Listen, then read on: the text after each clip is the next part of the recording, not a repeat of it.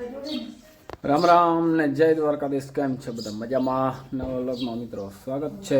આપણે જો ટોપી પહેરી લીધી ને આજ છે ને આપણે જીરામાં વારો છે ઉપાડવાનો, બરાબર. અને આ બધા જો હીરાવે, આપણે બધાને મોર હીરાવ લીધું, બરાબર.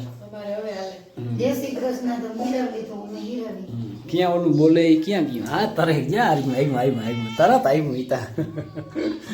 હા ચાકુ તને જડી ગયું અટાણામાં એવો નામી શું આવ્યું તું? હા તો સારું, હાલો હું નીકળું, તમે વયું આવજો બે. હાલ હાલ મીનુ હાલ. જો મિત્રો અતિશય ઝાકર આવી આજતા.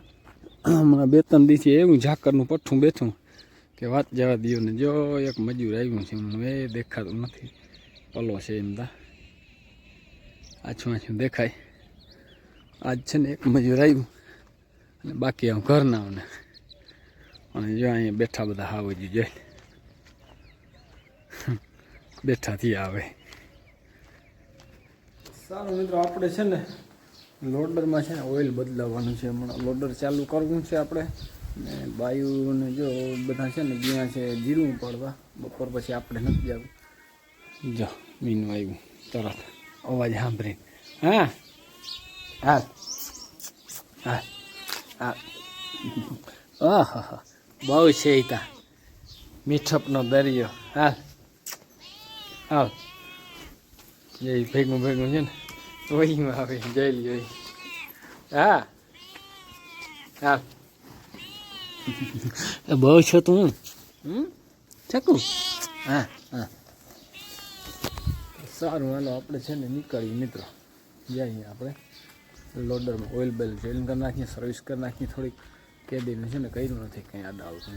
સારું મિત્રો, આપણે આવી ગયા. જો ઓઇલ બોઇલ બદલાવી નાખ્યું, ફિલ્ટરિયા બિલ્ટરિયા ને બધું જોરદાર. હવે સર્વિસ સ્ટેશનનું જો ફિટિંગ થઈ ગયું આવે ને તો સર્વિસ સ્ટેશન કરી નાખવું કયો, બરાબર.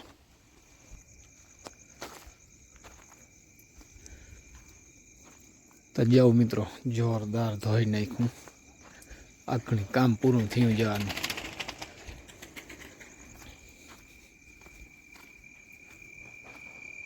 મોડી લાઇટ બહુ આવી ને, આજ લાઇટ વાહે ગોટે ચડી ગયા હતા, એટલે છે ને સર્વિસ કરી નાખી જોરદાર, ચમકાવી દીધું લોડર.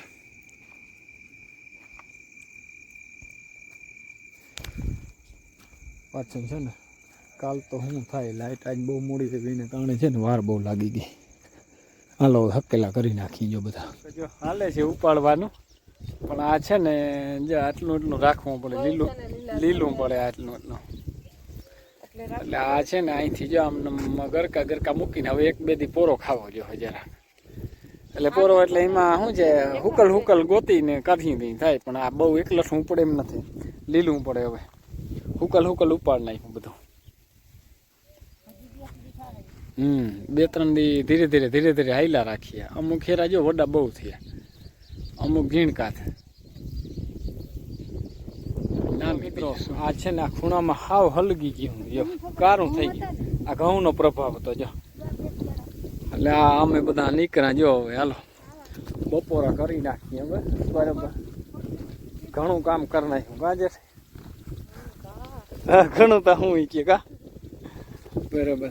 બાકી આ છે ને ઘઉંનો પ્રભાવ તો બતાવે, બહુ ભેજવાળું હોય ને એટલે જો આવું થાય, પછી લીલા ઉપાડવા પડ્યા. બાકી ઘઉં હવે છે ને પાક તણી ઉપર માંડ્યા આવવા, લોઢું મારે જો જોરદાર. અમારે પાછા આમ નકરો ઘઉં જ છે, જ્યાં જો નજર પૂકે ત્યાં કટર આવે એટલે આ ઘઉંની મજા બહુ, કંઈ ટેન્શન નહીં, સીધું ટોલિયું જ ભરાય, ડાયરેક્ટ ટોલિયું જ ભરાય, બરાબર. વધે નથી. એક મોટરનો બાંધલ છે અને એક ઓલો છે. બાબુનું પલરી ગયું હતું બિચારું, આખની મોટર ચાલુ કરી દીધી પણ છે ને પરું ના ગયું. આછરી નીર ભરી.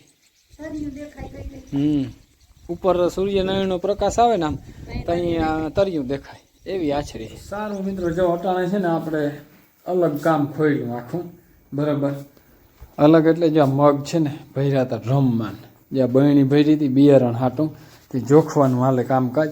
પાયલી કેટલાની થાય ને એ પાયલીનો છે ને પરફેક્ટ માપ કરી અને આ બધો વજન આખો કરી અને પછી જોવું જોશે કે કેટલું બિયારણ છે ને કેટલું ઘટે શું થાય બરાબર.